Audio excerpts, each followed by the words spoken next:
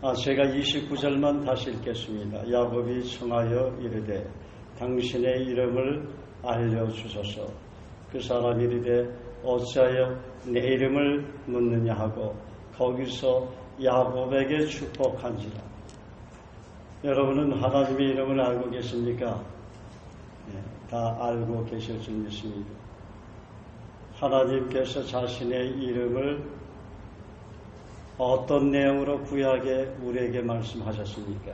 아시죠? 본문은 야곱이 밤새도록 천사와 씨름하는 장면입니다.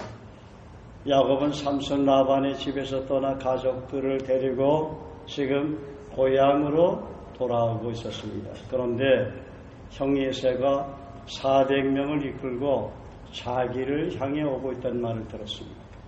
야곱은 어쩌면 형과 싸워야 할지도 모른다는 생각이 들자 두려움이 엄습해왔고 어찌할지 막막하기만 했습니다. 그러나 밤에 혼자 있을 때 놀라운 일이 일어났습니다. 야곱은 날이 새도록 누구와 씨름했다고요? 천사와 씨름을 했다. 야곱은 그 씨름에서 어떻게 해요?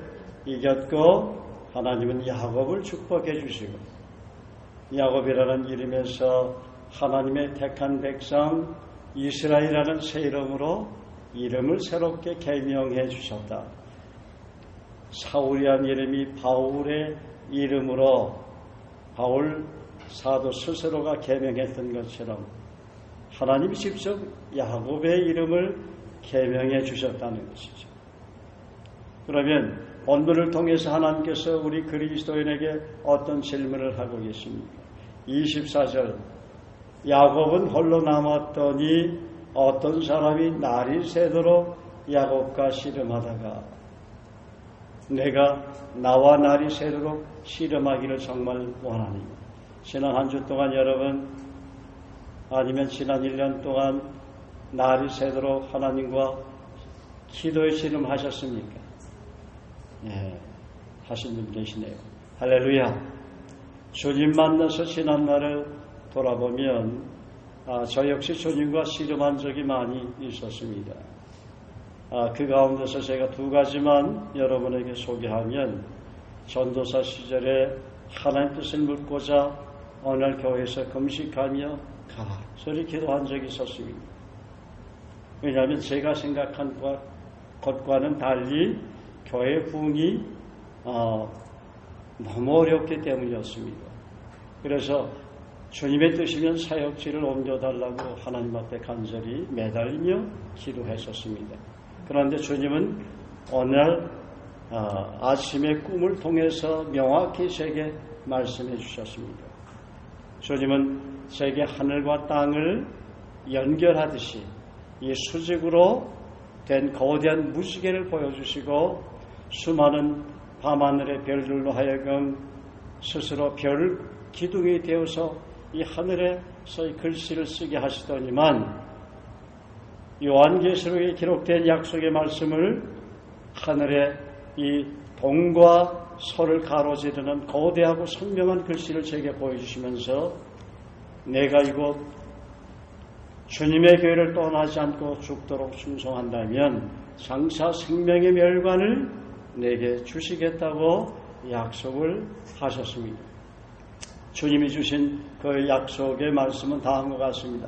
요한계시록 3장 11절 말씀인데 내가 가진 것을 굳게 잡아 아무나 내 멸류관을 빼앗지 못하게 하라.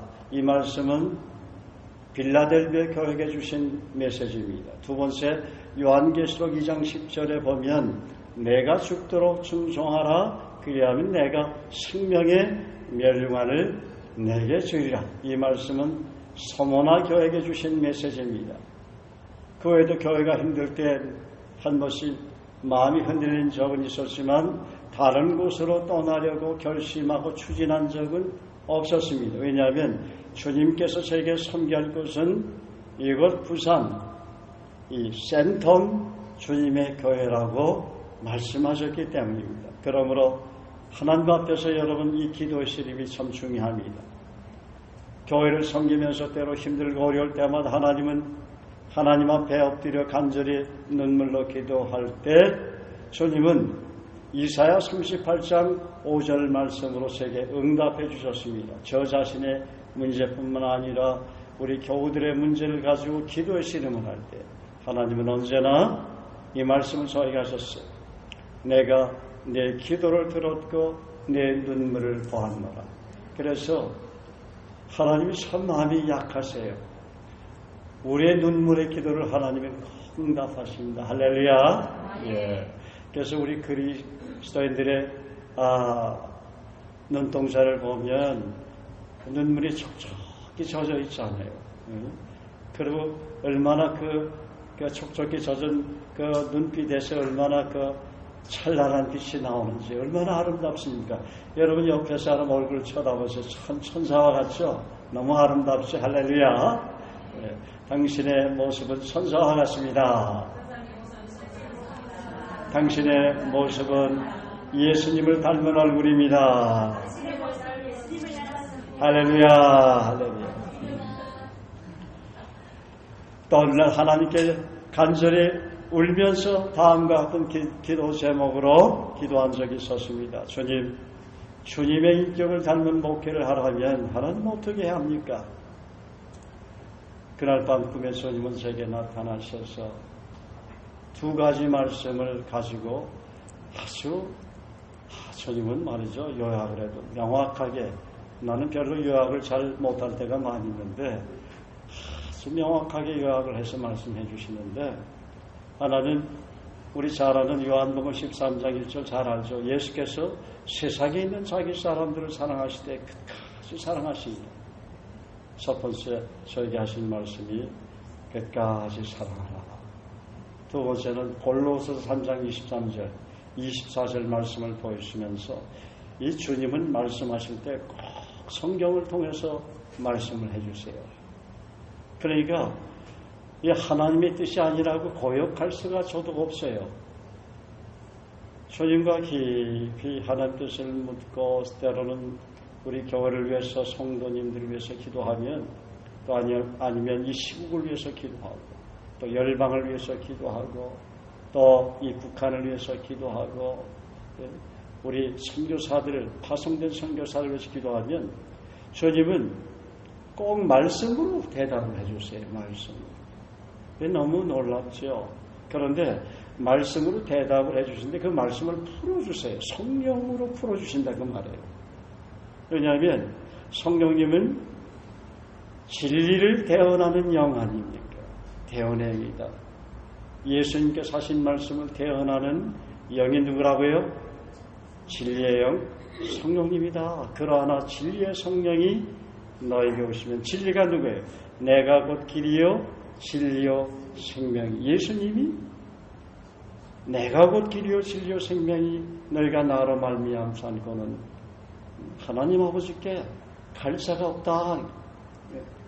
진리의 성령 되시는 분이 예수님께서 진리의 말씀, 그러니까 모든 성경은 하나님의 감동으로, 하나님의 호흡으로, 하나님의 숨으로, 또 태초에 하나님께서 천지 만물을 창조하실 때 말씀으로 창조하셨잖아요. 그래서 우리 교회는 그 훈련이 잘 돼 있어서 참 감사하지만, 하나님 뜻을 간절히 물을 때 하나님께서 명확하게 말씀을 해주시면 그 하나님 뜻이라고 우리 믿잖아요. 하나님께서 말씀으로 대답을 해주시는데 어찌 우리가 부인할 수가 있겠습니까? 그러나 진리의 성령이 너에게 오시면 그가 너희를 모든 진리 가운데로 인도하십니다. 그가 자유로 말하지 않고 오직 듣는 것을 말하시며 장래일을 너희에게 알리시라. 그가 내 영광을 나타내리니 내 것을 가지고, 내가 한 성경 말씀을 가지고 너에게 나타내 주겠다. 요한복음 16장 13절 14절 말씀에 그렇게 예수님께서 오늘 제자들이 주님 이 세상을 떠나신다면 저희는 누구를 믿고 살란 말입니까? 너무 제자들이 마음에 어려웠어요. 요한복음 14장 1절에 보면 너희는 마음에 근심하지 말라. 하나님이 또 나를 믿어라. 이렇게 제자들에게 설명을 해주세요.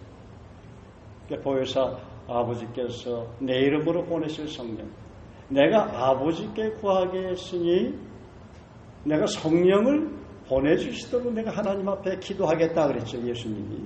그리고 나서 예수님의 기도를 하나님이 응답을 하고 나서 요한복음 16장 13절 14절 보혜사 아버지께서 그건 요한복음 14장 26절이죠. 보혜사 아버지께서 내 이름으로 보내실 성령. 누구의 이름이라고?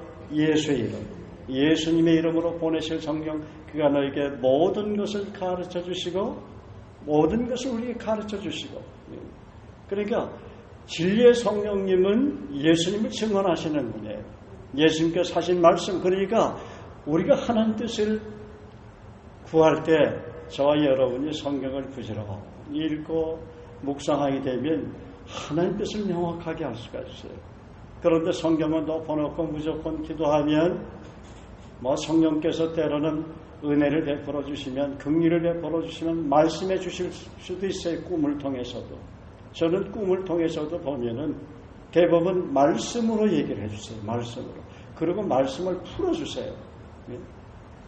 그러니까 말씀을 우리 교회에서 남성을 계속해서 많이 하지 않습니까? 253구절 또 구약과 신약 말씀들을 많이 암송들을 하는데 왜냐하면 우리가 하나님 뜻을 알아야 될 거 아니에요. 그렇잖아요. 좀 결혼이 늦은 우리 형제 자매들은 왜 결혼이 늦는지 하나님 앞에 기도하면 하나님 명확하게 대답을 해주시잖아요. 그래서 뒤늦은 감이 없지 않아 있지만 좋은 총각들 만나서 좋은 자매들 만나서 결혼하지 않습니까? 왜냐하면 하나님께서 주신 그 약속을 붙들고 하나님 뜻이 무엇인지 깨닫고 기도하니까 나이가 들어도 별로 거기에 대해서 시험될 일이 없다는 것입니다. 할렐루야. 예. 아멘. 그래서 두 번째는 무슨 일을 하든지 마음을 다해 주께 하듯 하고 사람에게 하듯 하지 말라. 이는 이업의 상을 주께 받을 줄을 알미니 너희는 주 그리스도를 섬기느니라. 이 골로새 3장 23절 24절 우리가 직장생활 또 하는 형제 자매들이나 또 주님을 섬기는 일이나 또 여러분이 이 사회에서 어떤 일을 하든지 간에 골로새서 3장 23절 24절 말씀을 믿고 붙들고 기도하지 않습니까? 꿈에도 그러시더라고요. 죽게 하듯 하라. 내가 영혼들을 끝까지 사랑하고 좋은 형제 자매들만 있겠습니까? 나만 사랑하는 사람들만 있겠어요? 그렇지 않잖아요. 세상을 살다 보면 미운 사람도 생기고 인간관계 어려움도 생기고 또 때로는 우리 교회 원수가 있는 분이 한 분도 없겠지만은 때로는 마음으로 그냥 만나고 싶지 않은 사람들도 있단 말이에요. 그런 것들을 계속 가슴에 묻어두면 어떻게 상처가 됩니까? 아픔이 상처가 되고 그러니까 결국은 자기에게 문제가 없는 거예요. 자기가 어려워지는 거예요. 여러분 마태복음 18장 19절에서 거기 보면 땅에서 매이면 하늘에서도 매인다고 그랬죠. 내가 사람을 용서하지 못하고 기도하는데 내가 기도 응답을 해주겠느냐 그 말씀 예수님 하셨어요? 안 하셨어요? 하셨잖아. 그러니까 용서는 누구를 사는 거예요? 나 자신을 사는 거예요. 근데 용서는 내가 해줄 수 있는 게 아니고 우리가 그리스도의 보혈의 그 십자가의 보혈로 우리 죄가 깨끗이 씻음을 받았고 용서받았기 때문에 용서해줄 때는 누구 이름으로 해줘야 된다고요? 예수님의 이름으로 내가 형제님을 용서합니다. 이렇게 고백을 해야 된다. 그 하나님 앞에 겸손한 태도의 겸손한 용서예요. 왜냐하면 저는 형제님을 용서할 수 있는 자격이 없습니다. 저도 이전에 예수 믿지 않을 때 하나님 앞에 알게 모르게 지은 부끄러운 죄들이 많은데 그 수많은 죄를 예수님께서 십자가의 보혈로 다 저희 죄를 씻어주셨는데 어찌 제가 형제 자매님을 미워할 수가 있겠습니까? 제가 미워한 것 죄송합니다. 저를 용서해 주십시오. 이렇게 겸손하게 이야기를 해. 그게 크리스찬이에요. 그런 사람이 예수님을 닮은 그리스도인이란 그런 분들이 예수님의 제자인 것이죠. 예수님이 그런 용서를 해주기를 원해요. 아시겠습니까? 그럴 때 여러분이 기도하는 걸 하나님이 기도응답을 해주시는 거예요. 할렐루야. 그런데 대부분 보면 용서하지 못해서 마음 힘들고 어려서 자기 기도가 응답받는지 모르고 금식은 하는데 깨달아지지 않는 거예요.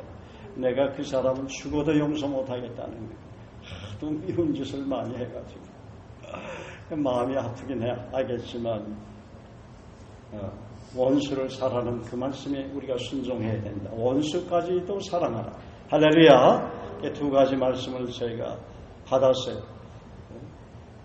어떻게 하면 주님 닮은 목회를 할 수 있습니까? 첫째는 끝까지 사랑하라.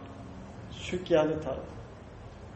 내가 그 형제를 죽게 하듯 하고 내가 목회를 죽게 하듯 한다면 내가 하듯 한다면 내가 너에게 보내준 형제 자매들을 내 양을 돌보고 먹이라고 내가 너에게 맡겼는데 베드로에게만 맡긴 것이 아니라 요한에게도 맡겼고 내가 야고보에게도 맡겼고 바울에게도 내가 그들에게 맞는 영혼들을 내가 맡겼는데 너도 역시 마찬가지다.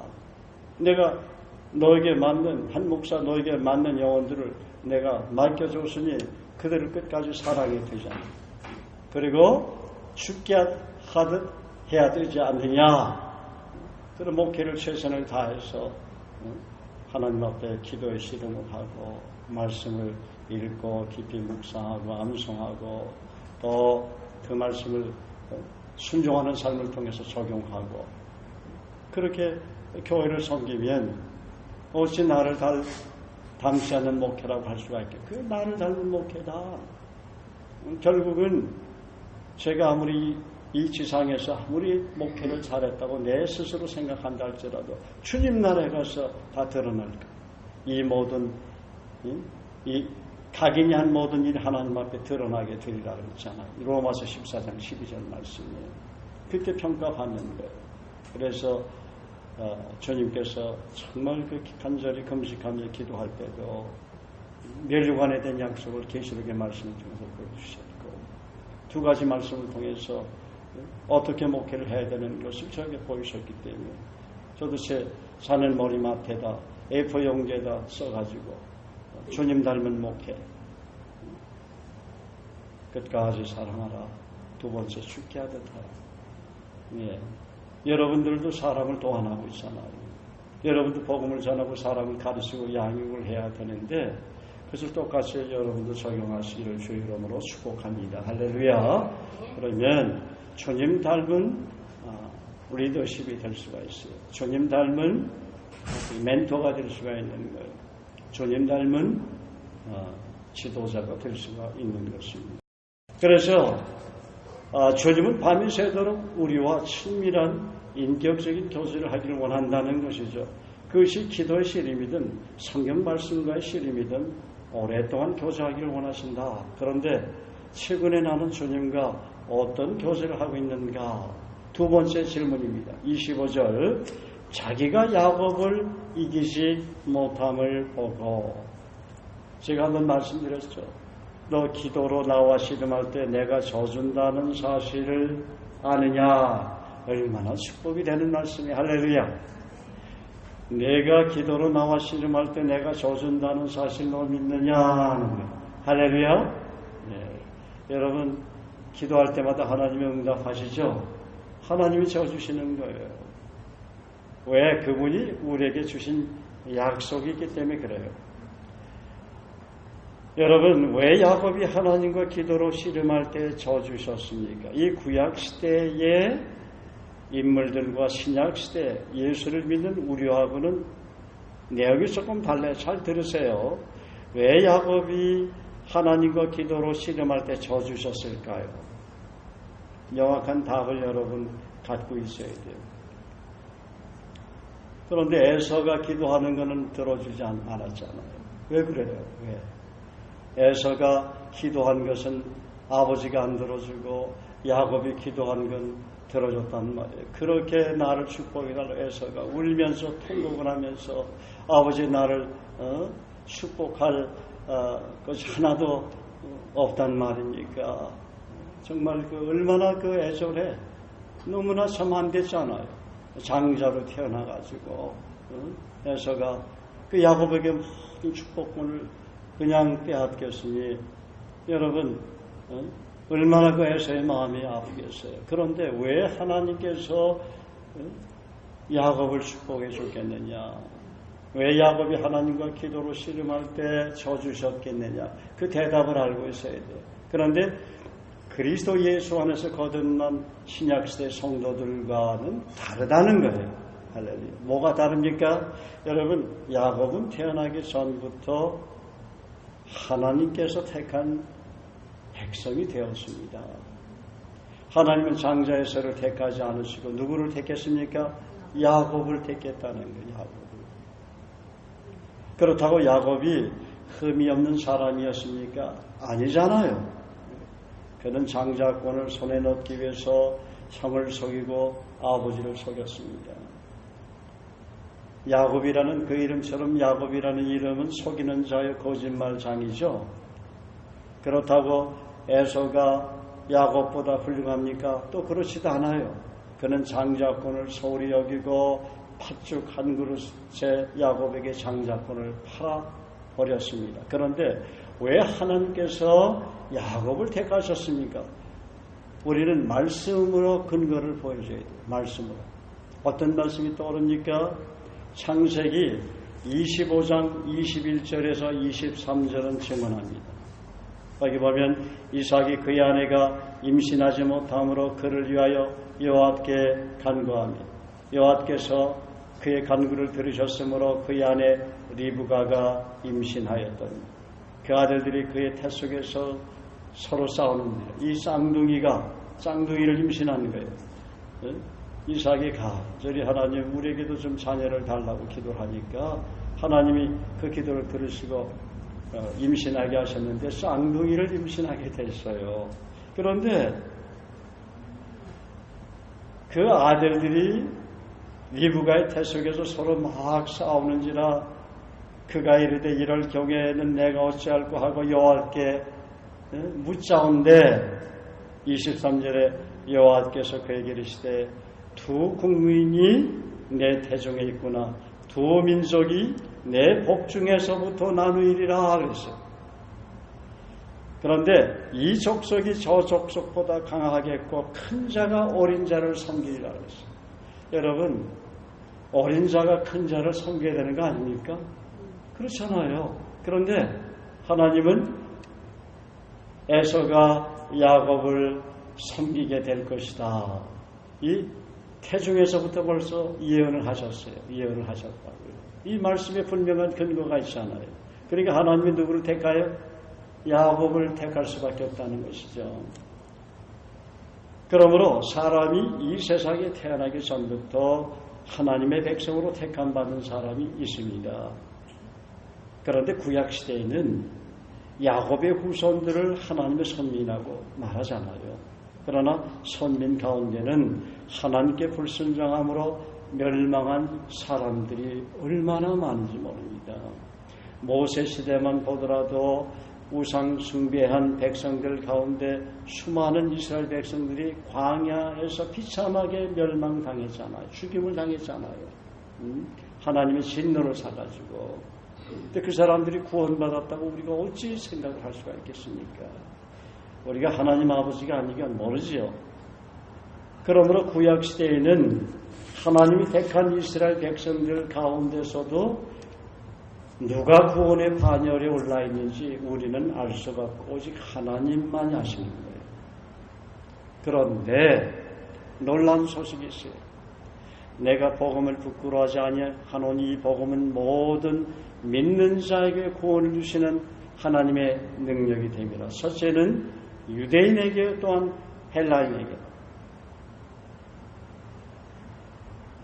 예수 그리스도를 믿는 자들에게는 예수님을 구세주로 믿고 마음에 영접한 자는 하나님의 자녀가 되는 권세를 주신다고 약속을 하셨어요. 그래서 물과 성령으로 거듭난 사람만이 니고데모에게 뭐라고 그랬어요? 예수님이 내가 거듭나지 않으면 하나님 나라를 볼 수가 없느니라. 내가 물과 성령으로 거듭나야 하나님 나라에 들어갈 수가 있느니라. 그렇게 약속을 하셨잖아요. 영접하는 자 곧 그 이름을 믿는 자들에게는 하나님의 자녀가 되는 권세를 줬으니 그래서 예수를 모르는 사람들, 예수를 안 믿는 사람들도 어느 날 복음을 듣고 예수님 구세주로 믿고 남은 생에 내가 하나님 앞에 죄임을 고백하고 예수님께서 나의 죄를 위해서 십자가에 못 박혀 죽으시고 장사 지난 바 되었다가 3일 만에 부활하신 그 예수님이 나의 구세주라는 사실을 믿고 저의 죄를 회개하며 용서해 주시고 지금 제가 예수님을 초청하며 제 마음에 들어오셔서 나의 생애를 다스려 주시옵소서 예수님의 이름으로 기도합니다 하며 그렇게 겸손하게 간절히 기도할 때 예수님이 누구를 보내주셨어요? 성령을 보내주신다는 말이에요. 성령이 들어오시면 우리가 택함 받은 자가 되는 거예요. 그러나 하나님은 전능하신 분이기 때문에 하나님은 전능하신 분 아니에요. 창조주니까 하나님의 관점에서 누가 선민이고 선민이 아닌지 알아요. 우리는 몰라요. 그러나 우리는 누가 택함 받은 백성이고 누가 택함 받지 못한 백성인지를 모르기 때문에 너는 만민에게 가서 복음을 전파하라 그 말씀에 순종할 뿐이란 말이에요. 우리가 판단할 필요 없어요. 저 사람은 행동하는 꼴이 예수 안 믿을 것 같아요. 하도 속만 썩이고 저렇게 못된 사람이 예수 믿으면 시험이 들 것 같아. 복음 안 전해. 안 된다 그 말이에요. 우리는 모르기 때문에. 그래서 저와 여러분은 너희는 듣든지 못 듣든지 말씀을 전파하라 그랬잖아요. 복음 전하는 게 저와 여러분의 책임이라는 거예요. 그런데 지난 1년 동안 여러분 얼마나 많은 사람에게 복음을 전했습니까? 할렐루야. 예. 여러분만 구원받아서 되는 거 아니에요. 예수 믿지 않는 사람들은 영원한 불못에 들어가서 지옥 형벌에 가서 고통받는다고 예수님이 얘기하셨잖아요. 계시록에도.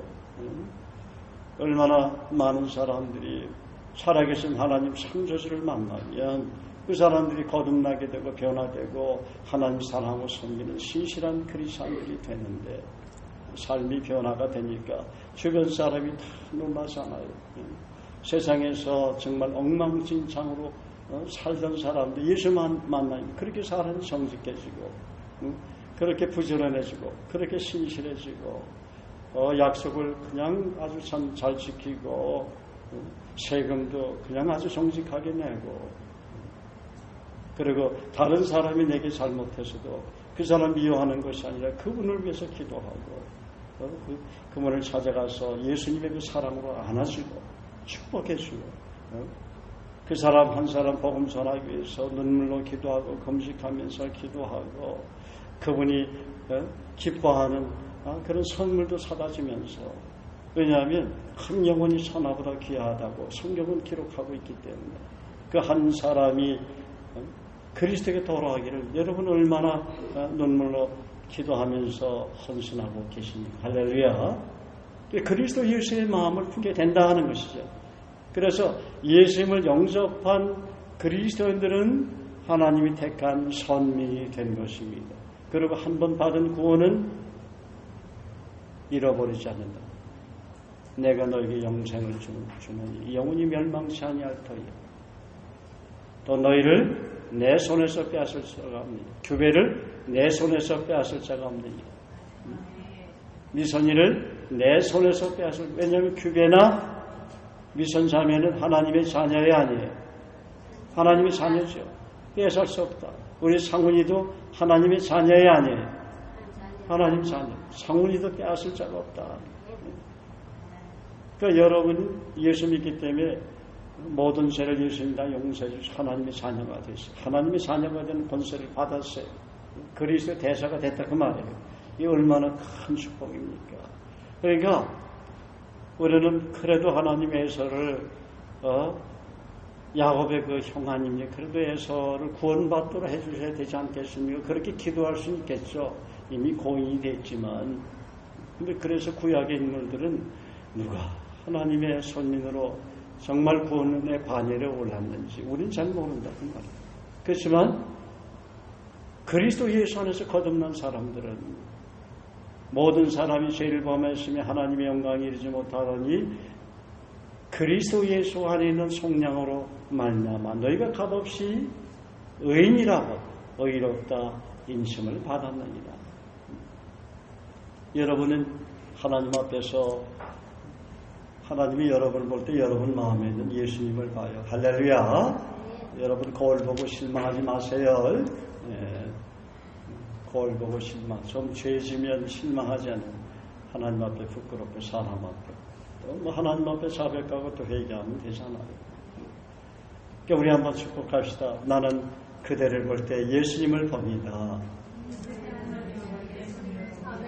나는 당신을 볼 때 예수님을 봅니다.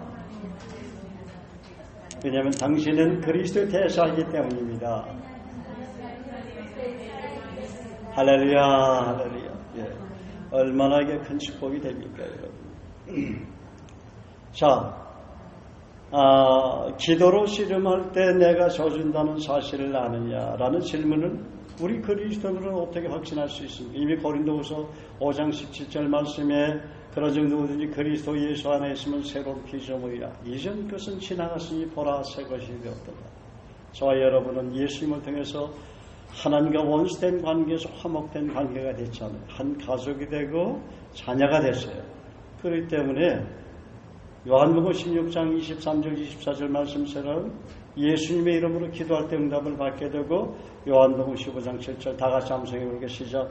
너희가 내 안에 거하고 내 말이 너희 안에 거하면 무엇이든지 원하는 대로 구하라.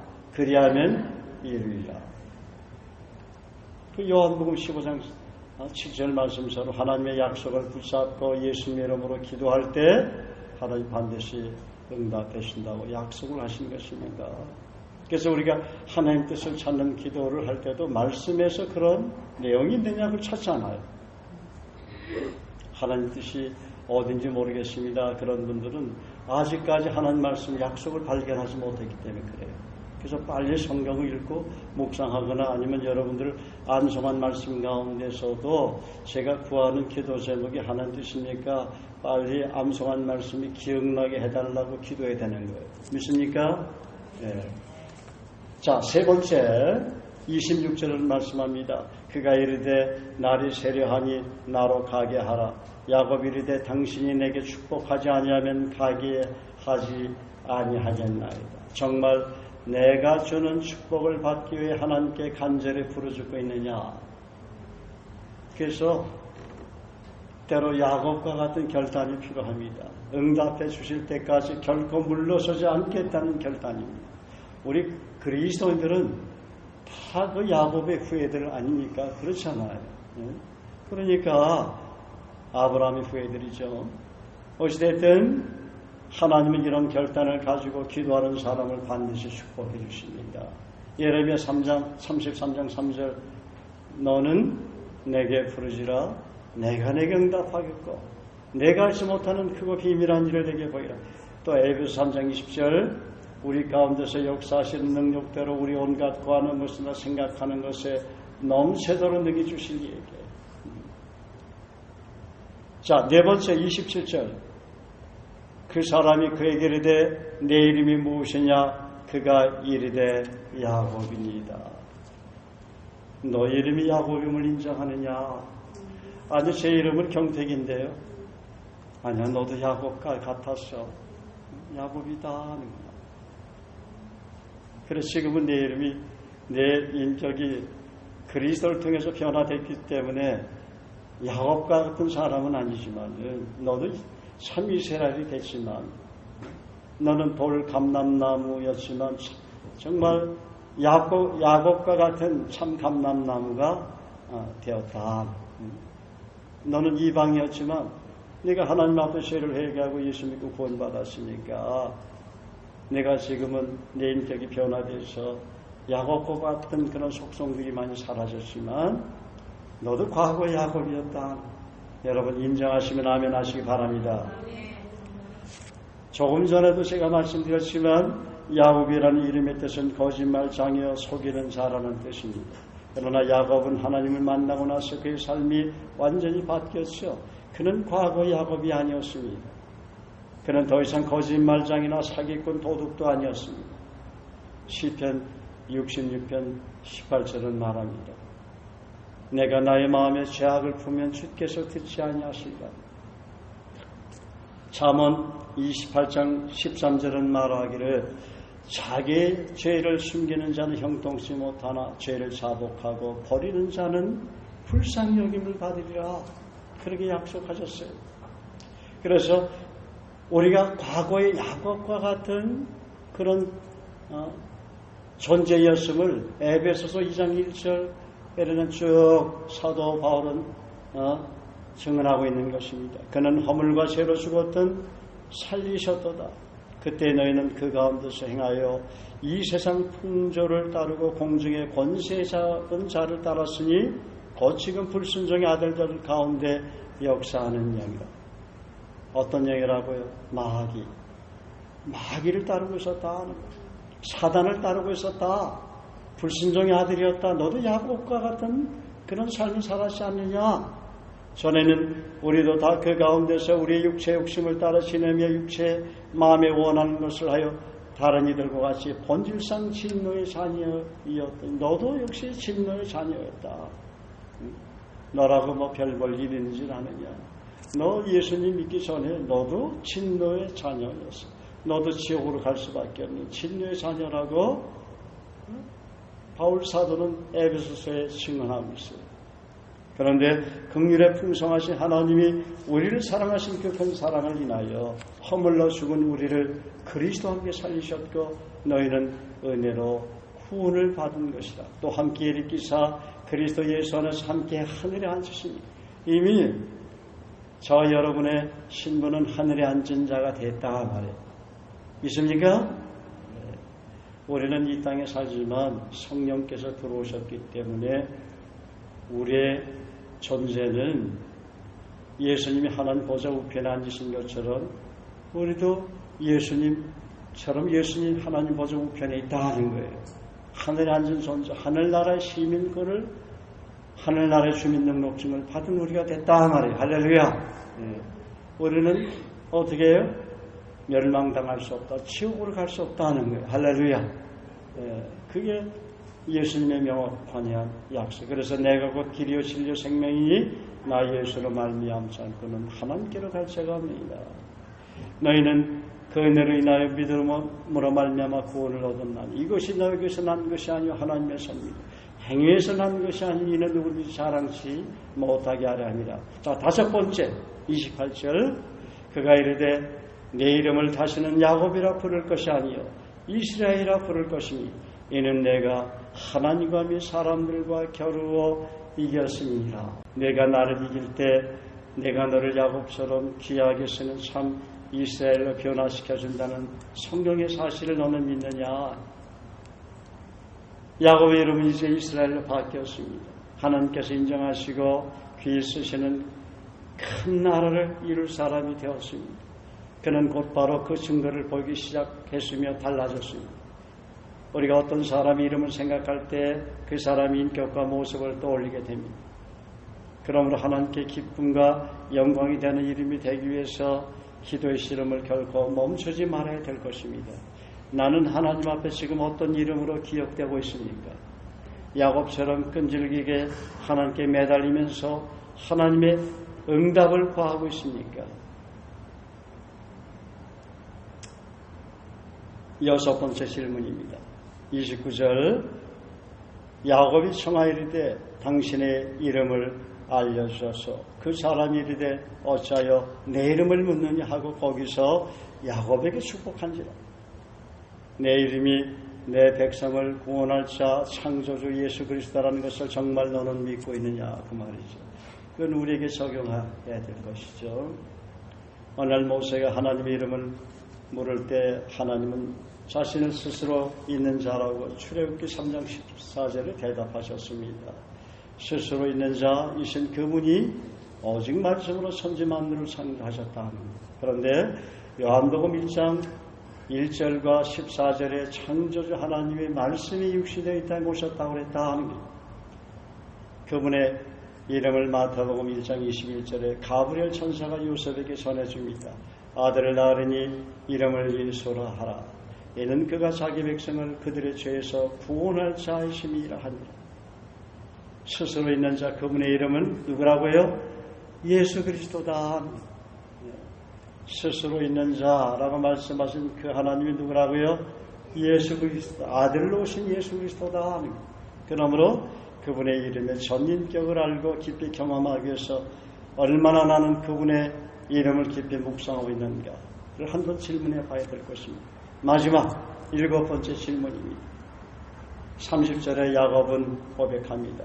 그러므로 야곱이 그곳 이름을 분이엘이라 하였으니 그가 이르기를 내가 하나님과 대면하여 보았으나 내 생명이 보존되었다 함이더라. 할렐루야. 이건 우리 그리스도인에게 적용해야 할 질문입니다. 너는 내 생명이 생명책에 영원히 기록된 보존된 이름으로 나와 대면하는 분이엘의 수업을 얼마나 쌓고 있느냐. 야곱은 하나님 얼굴을 보고도 죽지 않았으므로 그의 생명은 그의 고백대로 영원히 보존되었습니다. 거듭난 그리스도인들의 이름도 오직 예수의 보혈의 공로로 생명책에 기록된 영원한 이름이 되었고 하나님의 말씀과 기도의 시름을 통해서 평생 동안 하나님과 대면할 수 있는 특권이 있습니다. 우리는 그 특권을 우리만 누릴 것이 아니라 복음 전하고 제자 삼는 사역을 통해서 또 다른 사람들에게 누리게 하므로 온 열방에 하나님을 사랑하고 섬기는 하나님 백성이 되도록 하나님 나라의 지경을 날마다 확장시켜 나가야 되겠습니다. 여러분, 사실 야곱은 기도의 씨름을 해서 하나님께 이겼다고 그랬죠. 그런데 우리 그리스도인은 이긴 자입니까? 진 자입니까? 그 말씀을 대보세요. 성경을 찾아서 우리가 그리스도 예수 안에서 이긴 자라는 말씀이 성경에 많이 있잖아요. 예를 들어서 고린도전서 15장 57절에 보면 우리 주 예수 그리스도로 말미암아 우리에게 이김을 주시는 하나님께 감사합니다. 또 고린도후서 2장 14절에 뭐라 항상 그리스도 안에서 이기게 하시고 우리로 말미암아 각처에서 그리스도를 아는 냄새를 나타내시는 하나님께 감사합니다. 저와 여러분은 그리스도 예수 안에서 이미 이긴 자란 말이에요. 우리는 베드로, 요한, 야고보 예수님의 제자들처럼 예수님은 배 안에 주무시는 것처럼 우리 환경을 바라만 보여도 우리는 예수님이 타고 계신 그 배 안에 타고 있는 사람들이라. 그래서 그리스도 예수 안에서라는 그런 말씀이 사도 바울은 얼마나 바울 서신서에서 강조하고 있습니까? 저와 여러분은 어디 있다고요? 그리스도 예수 안에 있다. 아니, 저는 그리스도 밖에 있는 것 같은데요. 아니다. 저와 여러분은 그리스도 예수 안에, 예수님 계신 인보트 안에 있단 말이에요. 그래서 보트 안에서, 예수님이 계신 보트 안에서 여러분이 집에서 가정생활을 꾸미든 직장에 있든 멀리 해외를 가든 선교사로 나가든 누구를 만나든지 간 항상 여러분은 그리스도 예수 안에 있다. 예수님이 여러분과 함께 있는 거예요. 세상 끝날까지 여러분과 함께 있는 거예요. 할렐루야. 그분은 여러분을 결코 떠나지 않고 버리지도 않습니다. 할렐루야. 그러니까 나의 존재가, 나의 신분이 내가 그리스도 예수 안에서 구원받은 거듭난 하나님의 자녀가 되었구나. 이 아이덴티티가 얼마나 중요한지 모릅니다. 할렐루야. 나는 이미 예수의 십자가의 보혈로 죄사함 받은 성령께서 도장을 꽉 찍었단 말이에요. 진나비는 내 자녀야, 건드리지 마. 그렇게 도장을 탁 찍었단 말이죠. 아시겠습니까? 여러분, 세상에서도 보증을 쓰게 되면, 부도가 나게 되면 책임을 져야 돼요. 왜냐하면 도장을 찍었기 때문에, 사인을 했기 때문에. 그런데 하나님께서 저와 여러분 예수 믿을 때 성령께서 도장을 꽉 찍었어요. 성령이 도우시고 너는 내 자녀다 말이에요. 하나님의 자녀가 되었다는 거예요. 내가 받은 구원은 영원한 것이다. 이게 왔다 갔다 하는 게 아니에요. 죄를 질 때는 구원받은 것 같지 않잖아. 나도 어린 그리스도인이었을 때는 한 번씩 갈등할 때가 있잖아요. 그런데 이상하게 하나님 앞에 죄를 자백하면 나의 죄를 용서하시고 모든 불의에서 깨끗게 해주시는 걸 봐요. 왜냐하면 예수님이 내 안에 계시니까 그렇다는 거예요. 그래서 우리 마음에는 육체의 소욕과 성령의 소욕이 있지만은 성령의 소욕에 무릇 하나님의 영으로 인도함을 받는 그들은 곧 하나님의 아들이라. 하나님의 영으로 인도함을 받는 삶이 참 중요하다. 제가 외국인들에게 복음 전하고 영어 성경 암송을 시키면서 로마서 8장 14절을 물어봐요. Those who are led by the Spirit of God are sons of God. 여기 보면 하나님께서 성령으로 인도함을 받는 자들이 하나님의 아들이라고 얘기합니다. How can you led by the Spirit? What is that? The meaning? Led by the Spirit. What is meaning? 그럼 대답하라. Answer me. Reply me. 나한테 좀 대답을 해봐. 성령으로 인도함 받는 게 뭔데?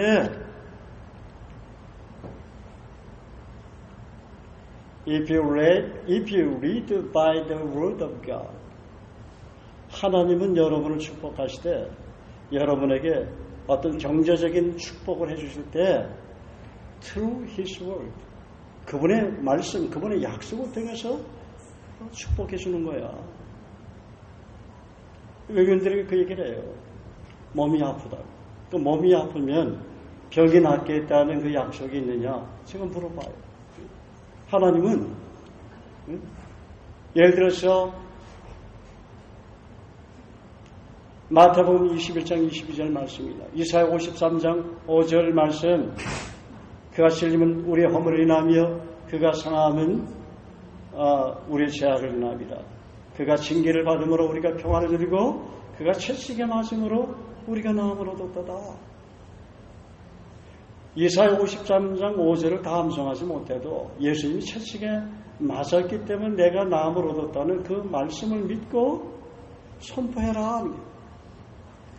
그분이 저와 여러분의 어떤 육체적인 질병을 고칠 때 성령께서 은혜로 기도할 때 고쳐주실 수 있어요. 그렇지만 주님은 너 내가 약속한 그 말씀을 근거로서 믿고 기도해라. 그럴 때 말씀 임파테이션 돼서 힐링이 되는 거예요. How can your sickness heal? Through His word. 너의 병을 어떻게 고칠 수 있느냐? How can you heal? 그분께서 하신 말씀을 통해서 고침을 받을 수 있다. 그래서 여러분이 하나님 뜻을 묻고 살 때 뭔가 이 문제를 풀기 위해서 고민하고 괴로워할 때 성경 말씀을 알게 되면 문제가 금방 풀리잖아요. 할렐루야. 할렐루야. 우리는 그리스도 예수 안에서 이긴 자이기 때문에 우리가 말씀을 암송하고 또 말씀을 읽고 묵상하면 성령께서 말씀을 통해서 대답해 주신다는 거예요. 그래서 우리는 성령의 임파테이션 받으려고 너무 사모하지 말고 때로는 주의 정을 통해서 누군가 나를 위해서 기도하는 사람을 통해서 성령께서 임파테이션 되지만 성령님은 말씀을 통해서 일하시는 진리의 영이시기 때문에 말씀으로 내가 먼저 깨닫고 그 말씀이 임파테이션 되기를 원합니다. 그 말이에요. 할렐루야. 네. 그래서 말씀의 임파테이션 되는 사람을 성령께서 임파테이션 안 해주겠느냐 그 말이에요. 할렐루야. 그래서 우리 교회는 부지런히 말씀을 읽고 암송하고 묵상하고 삶 속에 적용하는 것입니다. 자, 그러면 적용하는 시간을 가져보겠습니다. 하나님을 더 깊이 만나기 위해서 그분과 씨름하기를 원치 않으십니까? 하나님 지금도 야곱처럼 자신과 밤새도록 씨름할 사람을 찾고 있습니다. 분열의 추억을 쌓아나가기를 원하십니다. 분열의 뜻은 하나님과 기도의 씨름을 통해 대면하며 이긴 장사라는 말입니다. 기도하겠습니다. 우리와 분열의 추억을 쌓기를 원하시는 하나님 아버지, 기도의 씨름을 통해서 언제나 신실하게 응답해 주시고 우리를 변화시켜 주시는 신실하신 하나님을 찬양합니다. 날마다 말씀과 기도의 씨름을 통해서 그리스도를 새롭게 알고 닮아가게 하심으로 우리 하여금 진리 안에서 참 자유와 기쁨을 누리게 하옵소서. 주님과의 생명력 있는 깊은 교제를 통해서, 예배를 통해서, 복음을 전하는 삶을 통해서 이 세상을 복음으로 변화시키는 강한 믿음의 용사가 되게 하옵소서. 예수 그리스도의 귀하신 이름으로 기도합나이다. 아멘.